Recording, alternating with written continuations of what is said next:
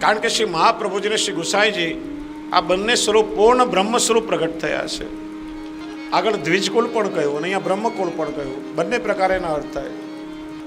આપણે ત્યાં કોળ પરંપરાનું પણ મહત્વ છે. સ્વયં ભાગવતજીએ ગાયું છે. 9મા સ્કંદમાં ઈશાનું કથા આવે છે. સૂર્યવંશ અને ચંદ્રવંશના રાજાઓની કથા કરી છે. એમાં સુખદેવજીને તક્ષકના દંશથી મૃત્યુ થવાનું છે. જેનું મૃત્યુ નજીક હોય એની પાસે આ રાજાના ચરિત્રો શા માટે ગયા? આચાર્યો કે છે આ કેવલ રાજવંશની પરંપરા નથી, પણ આ સૂર્યવંશ અને ચંદ્રવંશના રાજાઓ ઠાકોરજીના પરમ ભક્ત હતા. આ તો ભક્તોના કુળની કથા ગાઈ છે. ઈશસ્ય અનુગામી નામ કથા, પ્રભુના અનુગામી જે ભક્તો છે એમની કથા છે. અને ભક્ત કુળની કથાનું જે ગાન કરે છે ને એ જીવ પણ ઉદ્ધારને પામે છે. ભક્તોના પણ કુળની મહત્તા છે. જો આપણે ત્યાં કોઈ વ્યક્તિ ખોટું કામ કરતો હોય ને, આપણે એના બાપ દાદાની યાદ એને અપાવીએ. જો તમારા દાદા કેવા ભગવદીય હતા, તમારા પિતાશ્રી કેવી ઠાકોરજીની ભક્તિ કરતા ને તમે આવા ખોટા કામ કરો છો. માણસ કુળ પરંપરાની યાદ અપાવે. આપણી વૈદિક પરંપરામાં માણસ કેવળ પોતાના કર્મોથી નથી ઓળખાતો, પણ પોતાના પૂર્વજો દ્વારા પણ એની ઓળખાણ થાય છે. ઠાકોરજી જેમ નંદનંદન કહેવાયા, યશોદોત્સંગ લાલિત કહેવાયા, રામચંદ્રજી રઘુકુલ નંદન કહેવાયા, સીતાજી જનક નંદિની કહેવાયા, રાધાજી વૃષભાનુસુતા કહેવાય. પોતાના પૂર્વજોથી પણ એનો પરિચય થાય છે. પૂર્વજોના ચરિત્રને પણ યાદ કરવામાં આવે છે. આપણી આ પરંપરા છે. આજનું આનુવંશિક વિજ્ઞાન જીનેટિક સાયન્સ પણ એ વસ્તુને સાબિત કરે છે કે અમુક પ્રકારના રોગ, અમુક પ્રકારના ગુણ, દોષ, સ્વભાવ એ સીધું રક્ત બીજમાં આનુવંશિક પરંપરામાં પ્રાપ્ત થાય છે. એટલા માટે કુળનું બહુ મહત્વ છે. પૂર્વજોએ કરેલી ભક્તિ એના વંશજોને પણ પ્રાપ્ત થાય છે. આજે આપણામાં કંઈક ભક્તિના બીજ રોપાયા હોય તો ઘણી વખતે આપણા પૂર્વજોએ કરેલી ભક્તિ એ પણ એનું એક કારણ છે. એ પણ આપણને વંશ વારસામાં પ્રાપ્ત થાય છે. જો 8મા સ્કંદમાં બલિરાજાના ચરિત્રમાં આવે છે કે ઠાકોરજીએ બલિરાજાને માર્યા નહીં, વામનમાંથી વિરાટ સ્વરૂપે દર્શન આપ્યા અને ઉપરથી એના મસ્તક પર પોતાનો ચરણારવિંદ પધરાવ્યો છે. બલિરાજાનો ઉદ્ધાર પણ કર્યો અને રસાતલનું રાજ્ય પણ આપ્યું. છે તો અસુરને, બીજા બધા અસુરોને ભગવાને માર્યા છે. અસુરનો સંહાર કરવો જોઈએ તો બલિરાજાને કેમ ન માર્યા? એનું કારણ શ્રી મહાપ્રભુજી બતાવે છે કે આ બલિરાજા ભક્ત પ્રહલાદના વંશજ છે. અને પ્રહલાદજીને ઠાકોરજી નરસિંહ અવતારમાં વચન આપ્યું છે કે તમારા વંશમાં હું ક્યારેય કોઈને મારીશ નહીં, કોઈનો વધ નહીં કરું. એ બલિરાજાના પૂર્વજ ભક્ત છે, પ્રહલાદ ભક્ત છે. અને પ્રહલાદજીની ભક્તિનું ફળ બલિરાજાને મળ્યું છે. રસાતલનું રાજ્ય આપી ઉપરથી ઠાકોરજી બલિરાજાના દ્વારપાલ બન્યા છે. આ ફળ કેવલ એમના સમર્પણને કારણે નથી મળ્યું, પણ એમના પૂર્વજોએ કરેલી ભક્તિનું પણ કારણમાં મળશે સાથે. એટલા માટે જેટલા પણ પુષ્ટિ માર્ગીય વૈષ્ણવો છે જેમને બ્રહ્મ સમાન પ્રાપ્ત થયું, એ બધા જ પુષ્ટિ માર્ગીય વૈષ્ણવ દમલાજીના ભાવાત્મક વંશજ મનાય છે. તો શ્રી મહાપ્રભુજી તો આજ્ઞા કરી કે દમલા યહ માર્ગ તેરે લીએ પ્રગટ કિયો હૈ. આપણને બધાને બ્રહ્મ સમાન પ્રાપ્ત થયો તે દમલાજીની આડીથી આપણને પ્રાપ્ત થયું છે. કારણ કે જેવો તેવો જીવા પુષ્ટિ માર્ગમાં આવી શકતો નથી. અને જો તમને બ્રહ્મ સમાન થયું છે, પુષ્ટિ દ્વારા ઠાકોરજીએ તમારું વર્ણન કર્યું છે, તો ચોક્કસ વિચારજો કે તમે જેવા તેવા નથી. જેવા તેવાનું આ માર્ગમાં કામ નથી. આ સમગ્ર પુષ્ટિ સૃષ્ટિ એ દમલાજીની ભાવ સૃષ્ટિ છે. જેમ વલ્લભ વંશજો વલ્લભ કુલ કહેવાય છે, શ્રી વલ્લભનું જ સ્વરૂપ એમાં માનવામાં આવે છે. એમ સમગ્ર આ પુષ્ટિ સૃષ્ટિ એ દમલાજીની ભાવ સૃષ્ટિ છે. માનો દરેક પુષ્ટિ માર્ગીય વૈષ્ણવ દમલાજીના વંશજ છે. દમલાજીની વાર્તામાં આવે છે જ્યારે ગુસાઈજી પિતાનું શ્રાદ્ધ કરાવ્યું તો ભાવ પ્રકાશમાં શ્રી હરિરાયચરણ લખે છે કે કેવલ દમલાજીના પિતાનું શ્રાદ્ધ કરાવી એમના પૂર્વજોનો ઉદ્ધાર નથી કર્યો, પણ દમલાજી સમગ્ર પુષ્ટિ સૃષ્ટિના પ્રતીક સ્વરૂપ છે. એટલે શ્રી ગુસાઈજીએ દમલાજીના પિતાનું શ્રાદ્ધ કરાવી સમગ્ર પુષ્ટિ જીવોના પૂર્વજોનો ઉદ્ધાર કરી દીધો છે. બીજો આ વૈષ્ણવ સાધારણ વૈષ્ણવ નથી. આ પુષ્ટિ સૃષ્ટિ માટે શ્રી ગુસાઈજી આજ્ઞા કરે છે કે આ પુષ્ટિ જીવો મારા અંગ રૂપ છે. એકવાર શ્રી ગુસાઈજીના વહુજી રૂકમણી વહુજીના મનમાં સંશય થયો. શ્રી ગુસાઈજીને પૂછ્યું કે ચાચા રિવોજી આપનું કયું અંગ છે?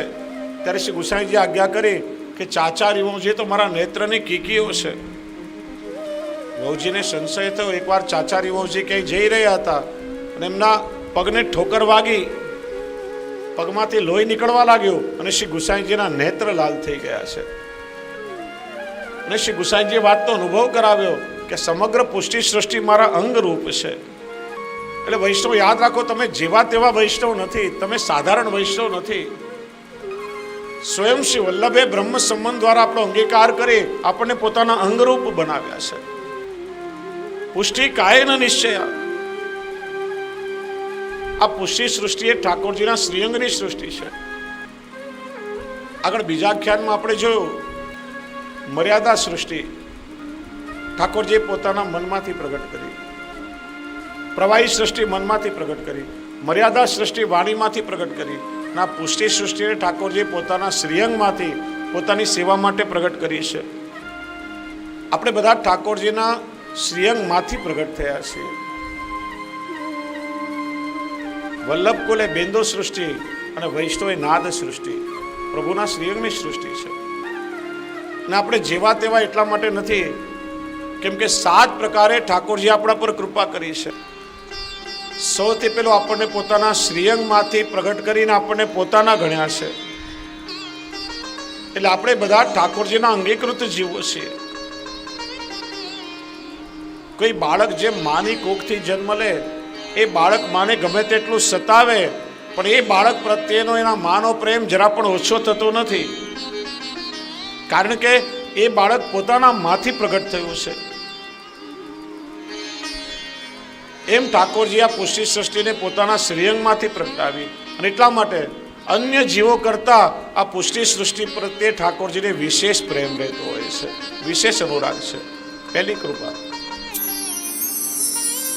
ઠાકોરજીની બીજી કૃપા, પોતાના શ્રીઅંગમાંથી આપણને પ્રગટાવ્યા તો ખરા, પણ એ પુષ્ટિનું બીજ આપણી અંદર રોપીને આપણને પ્રગટાવ્યા છે. પુષ્ટિનું બીજ લઈને આપણે આવ્યા એટલા માટે તો આપણને બ્રહ્મ સંબંધ થયું છે.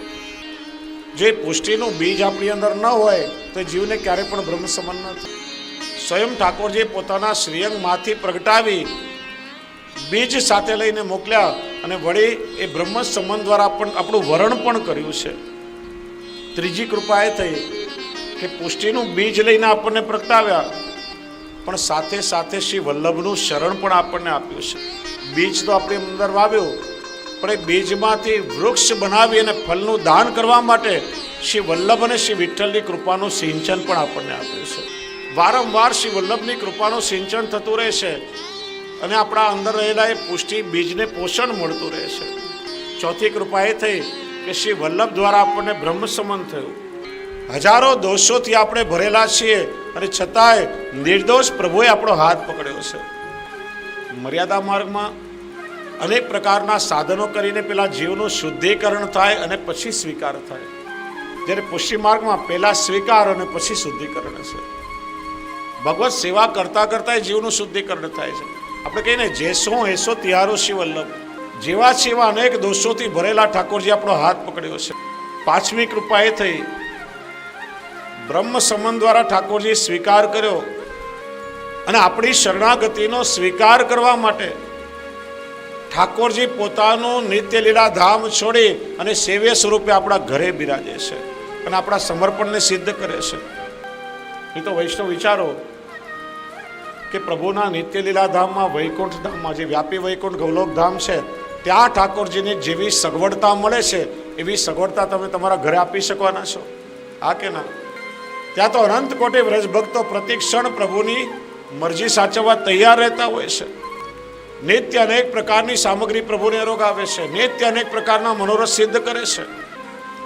અને આપણે તો અડધો કલાક ખાલી ઠાકોરજીની સન્મુખ હાથ પવિત્ર કરીએ છીએ. વિચારો કે તમારા ત્યાગ કરતા ઠાકોરજીનો ત્યાગ કેટલો મોટો છે. આપણે એવું માની લઈએ કે ઘરના બધા લૌકિક કામ છોડીને હું તો 1 કલાક પ્રભુની સન્મુખ રહું છું. આ કઈ મોટો ત્યાગ નથી. ઠાકોરજીનો ત્યાગ મોટો છે કે પોતાના નિત્ય લીલા ધામનું સંપૂર્ણ સુખ છોડી અને કેવલ તમારી સેવા અંગીકાર કરવા ઠાકોરજી તમારા ઘરે બિરાજે છે. છઠ્ઠી કૃપા એ થઈ આપણે તો ખાલી હાથ પવિત્ર કરીએ છીએ, કાલાવાલા કરીએ છીએ. સેવા આપણે શું કરવાનું? શ્રી ગોકુલનાથજી જેવા સમર્થ આચાર્ય જો આજ્ઞા કરતા હોય કે સેવા તો શ્રી મહાપ્રભુજી और શ્રી ગુસાઈજી કરવે, હમ તો કેવલ લકીર પેટે, અમે તો એમણે ચિતરેલા ચીલા પર ચાલીએ છીએ. જેમ સુરદાસજી કહે છે, રાય જીતની સેવા કો પલ દે તે મેરુ સમાન. આપણે રાય જેટલી સેવા કરીએ તો એ ઠાકોરજી કૃપા કરીને એને મેરુ સમાન માની લે છે. આ છઠ્ઠી કૃપા થઈ. અને સાતમી કૃપા એ થઈ કે સૌથી પહેલા આપણને દાસ બનાવ્યો, દાસને ભક્ત બનાવ્યો, ભક્તને ભગવદીય બનાવ્યો અને ભગવદીયને તાદ્રશી બનાવી અને ઠાકોરજીએ પોતાના સ્વયં જેવો જીવને બનાવી દીધો. તાદ્રશી તેના જેવા, કોના જેવા? સ્વયં ભગવાનના જેવું સામર્થ્યમાં પ્રગટ થઈ જાય છે. આ ઠાકોરજીની મહદ કૃપા છે. આમ અનેક પ્રકારે પ્રભુ કૃપા કરે છે. અને એ માટે સ્વયં ઠાકોરજી પોતે બ્રહ્મકુલ હરિ પ્રગટિયા તે ટાળવા ભૂમિ ભાર. શ્રીનાથ વિઠ્ઠલ નામ નિરૂપમ વૃંદાવન શૃંગાર. અહીં શ્રી ગુસાઈજી માટે ગોપાલદાસજીએ શ્રી હરિ અને શ્રીનાથ 2 શબ્દનો પ્રયોગ કર્યો છે. હરિ એટલે જીવના અનિષ્ટને જે હરી લે છે, જીવના ત્રિવિધ તાપને, પાપ તાપ અને સંતાપને જે હરી લે છે એટલે શ્રી હરિ. જીવના ત્રિવિધ તાપને હરી લે એટલા માટે હરિ, અને સાથે આનંદનું દાન કરાવે એટલા માટે શ્રીનાથ. અનિષ્ટને હરે અને ઈષ્ટની પ્રાપ્તિ કરાવે. અનિષ્ટને હરે એ હરિ અને ઈષ્ટની પ્રાપ્તિ કરાવે શ્રીનાથ. શ્રી એટલે સ્વામિની, શ્રી એટલે બ્રજભક્તો, અને એમના નાથ છે એટલા માટે શ્રીનાથ. જેમ ઠાકોરજીએ બ્રજભક્તોને આનંદનું દાન કર્યું, એમ શ્રી ગુસાઈજી પણ પોતાના નિજ ભક્તોને આનંદનું દાન કરે છે. એ માટે આપનું પ્રાગટ્ય છે. 2 પ્રકારના મત છે આપણે ત્યાં. એક મત કે પ્રથમ કડી મહાત્મ્ય અને બાકીની 12 કડી એ 12 સ્કંદ, અને એક મત એવો છે કે પ્રથમ 12 કડી એ 12 સ્કંદ અને 13મી કડી મહાત્મ્ય છે. નિગમ રહસ્ય વિચાર કીધો સકલ જન નિસ્તાર. નિગમ એટલે વેદ. નિતરામ બ્રહ્મ ગમયતે તે નિગમ. જે આપણને બ્રહ્મનું જ્ઞાન કરાવે, જે આપણને બ્રહ્મના સ્વરૂપનું દર્શન કરાવે, જે આપણને બ્રહ્મ તત્વનો પરિચય કરાવે એ નિગમ. નિગમ એટલે વેદ, અને વેદનો સાર શ્રીમદ ભાગવત છે. વેદા કૃષ્ણ વાક્યાની વ્યાસ સૂત્રાની ચૈવઈ સમાધિ ભાષા વ્યાસસ્ય પ્રમાણંત ચતુષ્ટય. વેદનો સાર ભગવદ્ ગીતા, ભગવદ્ ગીતાનો સાર વ્યાસ સૂત્ર, અને એનો સાર શ્રીમદ ભાગવત, અને એનો પણ સાર શ્રી મહાપ્રભુજીના 16 ગ્રંથો આવે. શ્રી મહાપ્રભુજીએ ભાગવતજી પર સુબોધનીજી નામે ટીકા લખી. જ્યારે જ્યારે આવશ્યકતા થઈ ત્યારે શ્રી ગુસાઈજીએ એ ટીકા પર ટિપ્પણીજી લખીને આપણને જ્ઞાન આપ્યું છે. સકલ જન નિસ્તાર. નિસ્તાર એટલે ઉદ્ધાર. આ જગતનો ઉદ્ધાર કરવા માટે આપે નિગમના રહસ્યને સમજાવ્યું છે. ટીકા ઉપર ટિપ્પણી જ્યાદી લખી અને ગૂઢ અર્થોને આપે આ જગતને સમજાવ્યા છે. માટે શ્રી ગુસાઈજીના સુખદ ચરણારવિંદને ગોપાલદાસજી અહીંયા વંદન કરે છે. ત્યાં કહ્યું તે પદ બંધુ એ ઠાકોરજીના અને શ્રી ગુસાઈજીના ચરણારવિંદની સંગતિ કરી. અહીં શ્રી ગુસાઈજીના ચરણારવિંદને સુખદ કયા છે. જો પુષ્ટિ માર્ગમાં શ્રી મહાપ્રભુજીને શ્રી ગુસાઈજી સુખ સેવ્ય છે. સુખ સેવ્યો દુરારાધ્યો. શ્રી અમનાજી સુખદેની છે અને શ્રી ગિરિરાજજી એ સુખ નિધિ છે. શ્રી અમનાજીની કૃપાથી અલૌકિક સુખ ભક્તને પ્રાપ્ત થાય છે. સુખ દેની દુઃખ હરનિશી યમુનાજી, જે જન પ્રાત ઉઠનારે. અને શ્રી ગિરિરાજજી સુખ નિધિ છે, નિરંતર ભગવત સુખનો વિચાર કરે છે. શ્રી મહાપ્રભુજીનું સર્વોત્તમજીમાં એક નામ છે સુખ સેવ્ય. જે શ્રી મહાપ્રભુજીને શ્રી ગુસાઈજીના ચરણારવિંદનું સેવન કરે એમને કૃપા કરી અને અલૌકિક સુખનું દાન કરવા વાળા છે. અનેક દુઃખ અને તાપ લઈને ગયેલો જીવ પણ જ્યારે શ્રી મહાપ્રભુજીને શ્રી ગુસાઈજીના શરણમાં આવે અને આપના ચરણારવિંદનું સેવન કરે ત્યારે એના પાપ તાપ અને સંતાપ એ હરી લે છે, દૂર કરી દે છે. એવા સુખદાતા શ્રી ગુસાઈજીના ચરણારવિંદ છે. યમુનાજી સુખદેની છે. સુખદેની કેવી રીતે? તો કે દેત અદ્ભુત રૂપ આપ જેસી. આ જગતમાં પોતાની પાસે હોય ને એમાંથી થોડી વસ્તુ દાનમાં કોઈ બીજાને આપે, પણ પોતાનું સૌભાગ્ય કોઈ બીજાને દાનમાં નથી આપતું. શ્રી યમુનાજી કેવા સુખદેની છે કે પોતાના ભક્તોને પોતાના સૌભાગ્યનું દાન કરે છે. લક્ષ્મીજી પત્ની છે. કોઈ જીવ ઠાકોરજીની સેવામાં આવે તો લક્ષ્મીજી વિચારે કે અમારી શોક્ય આવી, મારી સોતન આવી. પણ શ્રી યમુનાજી તો વધારે વિચારે, એ જીવને પોતાની સોતન ન માને, એ પોતાની સખી માની લે છે. યમુનાજી વિચારે કે આ જીવ આવીને મારા પ્રભુની સેવા કરશે, મારા પ્રભુને અધિક સુખ થશે. સુખ દેની શ્રી યમુનાજી કયું સુખ આપે છે? હેત કરી દેત શ્રી યમને વાસ કુંજે. ઠાકોરજીની નિકુંજમાં વાસ આપે અને પણ પોતાના જેવા બનાવીને દેત અદ્ભુત રૂપ આપ જેસી. પોતાના જેવું સ્વરૂપ આપણને આપે કે ઠાકોરજી યમુનાજીમાં ને જીવમાં ક્યારેય ભેદ ન કરે એવા સુખદેની શ્રી યમુનાજી છે. ગિરિરાજજી સુખનિધિ છે, કારણ કે ઠાકોરજીનું નિત્ય લીલાધામ ગૌલોક ધામ પણ શ્રી ગિરિરાજજીની ભીતર બિરાજે છે. નિકુંજના અષ્ટદ્વાર છે, અષ્ટસખાઈના મુખિયા છે. ઠાકોરજીનો અખંડ રાસ શ્રી ગિરિરાજજીની ભીતર ચાલે છે. એમ શ્રી મહાપ્રભુજીને શ્રી ગુસાઈજી સુખ સેવે છે. એટલે ગોપાલદાસજી કહે છે સુખદ બંધુ શ્રી વલ્લભ સુતના પદાંબુજ સુકુમાર. શ્રી ગુસાઈજીના ચરણારવિંદ સુખદ છે. એમની કૃપા થાય તો તામસી જીવોને પણ લીલાના સુખની પ્રાપ્તિ થાય. જીવના દુઃખને દૂર કરી અને પરમ રસનું દાન કરવા વાળા છે. અરે સ્પર્શ નહીં, કેવલ સ્મરણ માત્રથી જીવની આરતી દૂર થાય છે. એવા સુખદ આપના ચરણારવિંદ છે. નિગમ રહસ્ય વિચાર કીધો સકલ જન નિસ્તાર. નિગમ એટલે વેદ અને વેદનો સાર ભાગવતજી છે. ભાગવતનો સાર શ્રી વલ્લભવાણી છે. શ્રી મહાપ્રભુજીના 16 ગ્રંથ આદિ પર પણ શ્રી ગુસાઈજીએ ટીકા લખી અને એનો મર્મ આ જીવોને સમજાવ્યો છે. સુબોધનીજી ઉપર પણ ટિપ્પણીજી લખી છે અને સુંદર ભાવો આપે પ્રગટ કર્યા છે. બીજી રીતે વિચારીએ તો નિગમ એટલે વેદ, વેદની શ્રુતિઓ, એના આધિદૈવિક સ્વરૂપ એટલે શ્રુતિરૂપા ગોપીજનો અને કુમારિકાઓ. એમને જે રીતે રસની પરાકાષ્ઠાનું દાન થયું, પ્રભુએ કઈ રીતે એમના પર કૃપા વિચારી એના સંપૂર્ણ રહસ્યનો વિસ્તાર કરી અને મહાકારુણિક એવા શ્રી ગુસાઈજીએ આ પુષ્ટિ ભક્તિ માર્ગનો વિસ્તાર કર્યો છે. એ ભગવદ લીલારસને જીવ કેવી રીતે માણી શકે, દરેકના ભાવ અનુસાર કૃપા કરી અને ફળનું દાન કર્યું છે. શૃંગાર રસ મંડન, સ્વામિની સ્તોત્ર, લલિત ભંગી સ્તોત્ર આદિ ગ્રંથો પ્રગટ કરી અને દૈવી જીવોને એ સીધું ભગવદ લીલાનું અનુસંધાન શ્રી ગુસાઈજીએ કૃપા કરીને કરાવ્યું છે. એ ભાવ આ કડીમાં ગોપાલદાસજી પ્રગટ કરે છે. આગળ ત્રીજી કડીમાં આવે છે બ્રહ્મકુળ હરિ પ્રગટ્યા. બ્રહ્મકુળ હરિ અવતર્યા તે ટાળવા ભૂમિભાર. બ્રહ્મકુળના બે પ્રકારે એ શબ્દનો વિચાર કરે. બ્રહ્મકુળ એટલે બ્રાહ્મણ કુળ પણ થાય અને બ્રહ્મકુળ એટલે ભગવત કુળ પણ થાય.